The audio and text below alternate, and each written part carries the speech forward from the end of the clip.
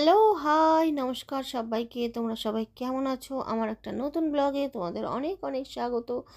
তো চলো আজকে দিনটায় কি কি করলাম তোমাদের সাথে শেয়ার করি। সেটা হচ্ছে আজকে আমি ভেবেই রেখেছিলাম যাই হয়ে যাক, দুনিয়া এদিক থেকে ওদিক হয়ে যাক, আমি একটু নিজের যত্ন নিয়েই ছাড়বো। আজকে কিছুটা টাইম নিজের জন্য বার করবই। তো সেই অনুযায়ী রান্নাবান্নার সমস্ত কিছু কমপ্লিট করে কোনো কাজ রাখিনি।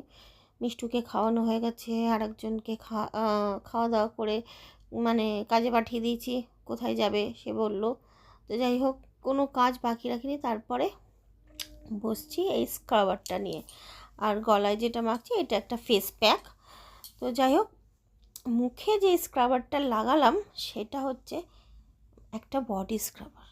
এটা ফেসের জন্য নয়, কিন্তু আমি যখন এটাকে প্রথম নিয়ে এসেছিলাম তখন বাথরুমে একটা সাইডে রেখেছি, কিন্তু বেশ কিছুদিন পর না আমি ভুলে গেছি ওটার ব্যাপারে, যে ওটাকে ইউজ করতে হবে। তো হঠাৎ একদিন কী করবো, মুখটা খুব লাগছে, কি হয়, কৌটো খুলে ওটা লাগিয়ে নিচ্ছি, লাগিয়ে মুখে যথারীতি ঘষাঘষি করছে স্ক্রাবারটা দিয়ে।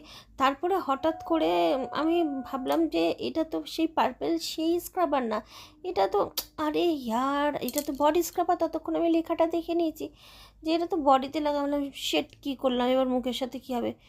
কিন্তু ভুলবশত লাগানোর পর তোমরা বিশ্বাস করবে না গাইজ, আমার মুখের স্কিনটা এত সফট লাগছিল যে কী বলবো। তারপর থেকে আমি রীতিমতো এটাকে বডি স্ক্রাবার হিসেবে ইউজ করিনি। যখনই চান্স পেয়েছি, যখনই সুযোগ হয়েছে, আমি এটাকে ফেসেই লাগিয়েছি, আর ততবার আমার এক্সিলেন্ট রেজাল্ট পেয়েছি। যদি তোমরাও জানতে চাও এটা কি স্ক্রাবার, আমাকে কমেন্ট করো, আমি বলে দেবো। মুখ চুকের জিনিসটা তার মধ্যে এসে পার্সেল।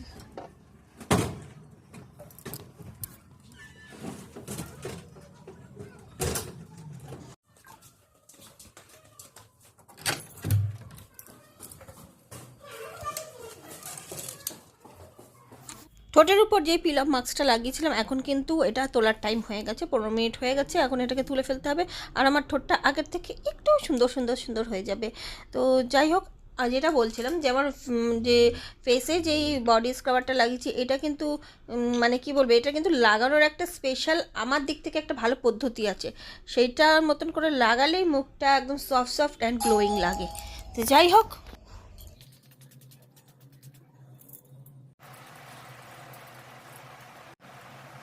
জানো তো বন্ধুরা, তোমাদের একটা মনের কথা বলছি, সেটা হচ্ছে আমার কাজ আর চিন্তা কখনো একসাথে ঠিকঠাক মেলে না।